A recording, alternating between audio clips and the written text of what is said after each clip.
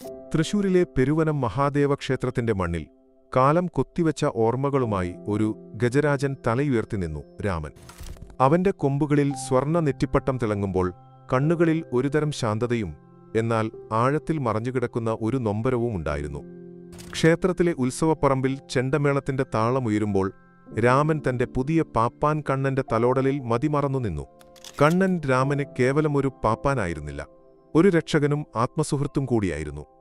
വർഷങ്ങൾക്കിപ്പുറവും രാമന്റെ മനസ്സിൽ മായാതെ കിടക്കുന്ന ചില കറുത്ത ചിത്രങ്ങളുണ്ടായിരുന്നു. അവന്റെ ബാല്യം, ക്രൂരനായ പഴയ പാപ്പാൻ രാഘവന്റെ ചൂരൽ പ്രഹരങ്ങളിൽ നീറിപ്പിടഞ്ഞ ഓർമ്മകൾ. രാഘവൻ രാമനെ പട്ടിണിക്കിടുകയും ചങ്ങലക്കിട്ട് മർദ്ദിക്കുകയും ഭയപ്പെടുത്തുകയും ചെയ്തിരുന്ന കാലം. ആ മുറിവുകൾ അവന്റെ ശരീരത്തിൽ മാത്രമല്ല, ആത്മാവിലും ആഴത്തിൽ പതിഞ്ഞിരുന്നു. രാഘവന്റെ സഹായിയായിരുന്ന വേലായുധനും ആ ക്രൂരതകൾക്ക് കൂട്ടുനിന്നിട്ടുണ്ട്. രാമന്റെ ഓരോ ചിഹ്നം വിളിയിലും ഓരോ പിൻവലിയലിലും ആ പഴയ ഭയം ഒരു നിഴൽ പോലെ അവനെ പിന്തുടർന്നിരുന്നു. അതേസമയം കണ്ണന്റെ വരവ് രാമന്റെ ജീവിതത്തിൽ ഒരു പുലരിയായിരുന്നു. രാഘവന്റെ ക്രൂരതകളിൽ നിന്ന് രാമനെ മോചിപ്പിച്ചത് കണ്ണനാണ്. ക്ഷമയോടെ സ്നേഹത്തോടെ രാമന്റെ ഓരോ ചലനങ്ങളെയും മനസ്സിലാക്കി കണ്ണൻ അവനെ പരിചരിച്ചു. രാമൻ പൂർണ്ണമായി മെരുങ്ങാത്ത ഒരു ആനയായിരുന്നുവെന്ന് പലരും പറഞ്ഞിരുന്നു. എന്നാൽ കണ്ണന്റെ നിസ്വാർത്ഥമായ സ്നേഹത്തിൽ രാമൻ പതിയെ ശാന്തനായി ഭയം വെടിഞ്ഞ് വിശ്വാസത്തിന്റെ പുതിയൊരു ലോകം കണ്ടു. അവരുടെ ബന്ധം വെറും പാപ്പാൻ ആന ബന്ധമായിരുന്നില്ല, അത് ഹൃദയങ്ങൾ തമ്മിലുള്ള ആഴമേറിയ ഒരടുപ്പമായിരുന്നു. കണ്ണൻ രാമന്റെ കണ്ണുകളിലെ നൊമ്പരം കണ്ടു, അവന്റെ നിശബ്ദമായ വേദനകൾ കേട്ടു. പെരുവനം ക്ഷേത്രത്തിലെ ഉത്സവം അതിന്റെ പൂർണ്ണപ്രതാപത്തിലെത്തിയിരുന്നു. നാടും നഗരവും ഉത്സവത്തിന്റെ ലഹരിയിൽ ആറാടി. വർണ്ണപ്പകിട്ടാർന്ന പന്തലുകൾ, പലതരം കടകൾ, ചെണ്ടമേളത്തിന്റെ അലയൊലികൾ, വെടിക്കെട്ടിന്റെ കനത്ത ശബ്ദങ്ങൾ എല്ലാം ഉത്സവത്തിന്റെ മാറ്റുകൂട്ടി. ക്ഷേത്രത്തിലെ തിരുവാഭരണം എഴുന്നള്ളിക്കുന്ന ചടങ്ങായിരുന്നു ഉത്സവത്തിലെ പ്രധാന ആകർഷണം. ഈ വർഷം തിരുവാഭരണം വഹിക്കാനുള്ള നിയോഗം രാമനാണ്. കണ്ണൻ രാമനെ അതിമനോഹരമായി അണിയിച്ചൊരുക്കി. അവന്റെ കൊമ്പുകളിൽ സ്വർണ്ണ നെറ്റിപ്പട്ടവും ദേഹത്ത് വർണ്ണപ്പകിട്ടാർന്ന ആഭരണങ്ങളും മനോഹരമായ ചമയങ്ങളും. രാമൻ ഗാംഭീര്യത്തോടെ എന്നാൽ ശാന്തനായി നിന്നു. ആയിരക്കണക്കിന് ഭക്തജനങ്ങൾ രാമനെ ഒരു നോക്ക് കാണാനും അവന്റെ അനുഗ്രഹം വാങ്ങാനും തടിച്ചുകൂടിയിരുന്നു. തിരുവാഭരണങ്ങൾ വഹിച്ചുള്ള രാമന്റെ എഴുന്നള്ളത്ത് തുടങ്ങി. ചെണ്ടമേളക്കാർ താളത്തിൽ കൊട്ടി, പഞ്ചവാദ്യത്തിന്റെ മാസ്മരികതയിൽ ഭക്തർ ലയിച്ചു. രാമൻ പതിയെ ഗാംഭീര്യത്തോടെ മുന്നോട്ട് നീങ്ങി. അവന്റെ ഓരോ ചുവടിലും ആത്മവിശ്വാസം നിറഞ്ഞുനിന്നു. പെട്ടെന്ന് ജനക്കൂട്ടത്തിനിടയിൽ ഒരു നിഴൽപ്പാട് രാമന്റെ കണ്ണിലുടക്കി. അവന്റെ ശരീരം ഒരു നിമിഷം വിറച്ചു. കണ്ണുകൾക്ക് ഇരുട്ട് കയറുന്നതുപോലെ തോന്നി. ചെണ്ടമേളത്തിന്റെ താളം അവന്റെ കാതുകളിൽ ഒരു ഭീകര ശബ്ദമായി മാറി. അത് വേലായുധനായിരുന്നു, രാഘവനോടൊപ്പം ചേർന്നു തന്നെ പീഡിപ്പിച്ചവൻ. വർഷങ്ങൾക്കിപ്പുറം അവന്റെ മുഖം രാമന്റെ മനസ്സിൽ ഒരു മിന്നൽ പോലെ തെളിഞ്ഞു. രാമന്റെ മനസ്സിൽ പഴയ ക്രൂരതകളുടെ ചിത്രങ്ങൾ മിന്നിമറഞ്ഞു. ചൂരൽ പ്രഹരങ്ങളുടെ വേദന, വിശപ്പിന്റെ കാഠിന്യം, രാഘവന്റെയും വേലായുധന്റെയും ക്രൂരമായ നോട്ടങ്ങൾ, അവയൊക്കെ രാമനെ വേട്ടയാടാൻ തുടങ്ങി. അവന്റെ ഗാംഭീര്യം മാഞ്ഞു, പകരം ഒരുതരം പരിഭ്രാന്തി അവന്റെ കണ്ണുകളിൽ നിറഞ്ഞു. അവൻ അസ്വസ്ഥനായി തലയാട്ടാനും ചിഹ്നം വിളിക്കാനും തുടങ്ങി. സാധാരണ ശാന്തനായ രാമന്റെ ഈ പെരുമാറ്റം കണ്ണനെ അമ്പരപ്പിച്ചു.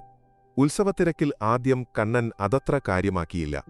ഒരുപക്ഷേ വെടിക്കെട്ടിന്റെ ശബ്ദമാകാം രാമനെ അസ്വസ്ഥനാക്കിയത് എന്ന് അവൻ കരുതി. എന്നാൽ രാമന്റെ അസ്വസ്ഥത കൂടിക്കൂടി വന്നു. അവൻ തുടർച്ചയായി ചിഹ്നം വിളിക്കുകയും തന്റെ തുമ്പിക്കൈ ഒരു പ്രത്യേക ദിശയിലേക്ക് ചൂണ്ടിക്കാണിക്കുകയും ചെയ്തു. അവന്റെ കണ്ണുകൾ ഭയത്തോടെ ആ ഭാഗത്തേക്ക് ഉറ്റുനോക്കി. കണ്ണന് എന്തോ അപകടം മണത്തു. രാമൻ സാധാരണ ഇങ്ങനെ പെരുമാറുന്നവനല്ല. കണ്ണൻ രാമന്റെ സൂചനകൾ പിന്തുടർന്നു നോക്കി. ജനക്കൂട്ടത്തിനിടയിൽ വേലായുധൻ മറ്റ് ചിലരുമായി ചേർന്ന് ഒളിച്ചു നിൽക്കുന്നത് കണ്ണൻ കണ്ടു. അവരുടെ ഭാവങ്ങളിൽ എന്തോ പന്തികേടുണ്ടായിരുന്നു. അവർ പരസ്പരം രഹസ്യമായി സംസാരിക്കുന്നു, ചുറ്റും ശ്രദ്ധിക്കുന്നു. വേലായുധൻ ഒരു കാലത്ത് ദാരിദ്ര്യം കാരണം രാഘവന്റെ സഹായിയായി മാറിയവൻ ഇപ്പോൾ പുതിയൊരു മോഷണ സംഘത്തിന്റെ ഭാഗമായിരുന്നു. ക്ഷേത്രത്തിലെ തിരുവാഭരണങ്ങൾ മോഷ്ടിക്കാനുള്ള പദ്ധതിയുമായിട്ടാണ് അവർ അവിടെയെത്തിയത്. രാമന്റെ അസ്വസ്ഥത കണ്ടപ്പോൾ വേലായുധന്റെ മുഖത്ത് ഭയം നിഴലിച്ചു. രാമൻ തന്നെ തിരിച്ചറിഞ്ഞുവെന്ന് അയാൾക്ക് മനസ്സിലായി. അവന്റെ കണ്ണുകളിലെ ഭയം രാമന്റെ ഓർമ്മകളെ കൂടുതൽ തീവ്രമാക്കി. രാമൻ ശക്തമായി ചിഹ്നം വിളിച്ചു. അവന്റെ ശബ്ദം ഉത്സവപ്പറമ്പിൽ ഒരു മുന്നറിയിപ്പ് പോലെ മുഴങ്ങി. തിരുവാഭരണം ക്ഷേത്രഗോപുരത്തിലേക്ക് മാറ്റുന്ന സമയമായിരുന്നു അത്. മോഷ്ടാക്കൾ തങ്ങളുടെ പദ്ധതി നടപ്പിലാക്കാൻ തയ്യാറെടുക്കുകയായിരുന്നു. രാമന്റെ അസ്വസ്ഥത അതിന്റെ പാരമ്യത്തിലെത്തി. അവൻ അക്രമാസക്തനാകാതെ എന്നാൽ തന്റെ ഭയത്തിലൂടെയും സൂചനകളിലൂടെയും കണ്ണനെ കാര്യങ്ങൾ മനസ്സിലാക്കിപ്പിക്കാൻ ശ്രമിച്ചു. രാമൻ തന്റെ വലിയ ശരീരം കൊണ്ട് മോഷ്ടാക്കളുടെ വഴി തടസ്സപ്പെടുത്തി. അവന്റെ ഭീമാകാരമായ ശരീരം ഒരു മതിലായി മാറിയപ്പോൾ മോഷ്ടാക്കൾക്ക് ഒളിച്ചോടാൻ കഴിഞ്ഞില്ല. അവർ പരിഭ്രാന്തരായി.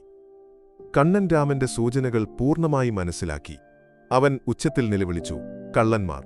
തിരുവാഭരണം മോഷ്ടിക്കാൻ വന്നതാണ്." അവന്റെ ശബ്ദം കേട്ട് ആളുകൾ അമ്പരന്നു. കണ്ണൻ ഉടൻ തന്നെ പോലീസിനെയും ക്ഷേത്രം അധികാരികളെയും വിവരമറിയിച്ചു. രാമൻ തന്റെ തുമ്പിക്കൈകൊണ്ട് മോഷ്ടാക്കളെ തടയാൻ ശ്രമിച്ചു. അവന്റെ ഭയം അവനെ ഒരു രക്ഷകനാക്കി മാറ്റി. ആളുകൾ മോഷ്ടാക്കളെ വളഞ്ഞു. വേലായുധനും സംഘവും പിടിയിലായി. രാമന്റെ ബുദ്ധിയും കണ്ണനുമായുള്ള ആത്മബന്ധവും കാരണം ഒരു വലിയ മോഷണം തടയാൻ സാധിച്ചു. ജനങ്ങൾ രാമനെ പ്രകീർത്തിച്ചു. അവന്റെ ഓർമ്മകൾ അവനെ ഒരു രക്ഷകനാക്കി മാറ്റി. കണ്ണന്റെ സ്നേഹം ഒരു ആനയ്ക്ക് എത്രമാത്രം കരുത്ത് നൽകുന്നു എന്നതിന്റെ തെളിവായിരുന്നു ആ സംഭവം. രാമൻ ശാന്തനായി കണ്ണന്റെ തോളിൽ തുമ്പിക്കൈ വച്ചു നിന്നു. അവന്റെ കണ്ണുകളിൽ ഇപ്പോൾ ഭയമില്ല. പകരം ഒരുതരം സംതൃപ്തിയും സ്നേഹവും നിറഞ്ഞുനിന്നു. രാമന്റെ ഓർമ്മകൾ അവനെ വേട്ടയാടിയെങ്കിലും ഒടുവിൽ ആ ഓർമ്മകൾ തന്നെ അവനെ ഒരു വീരനായകനാക്കി മാറ്റി.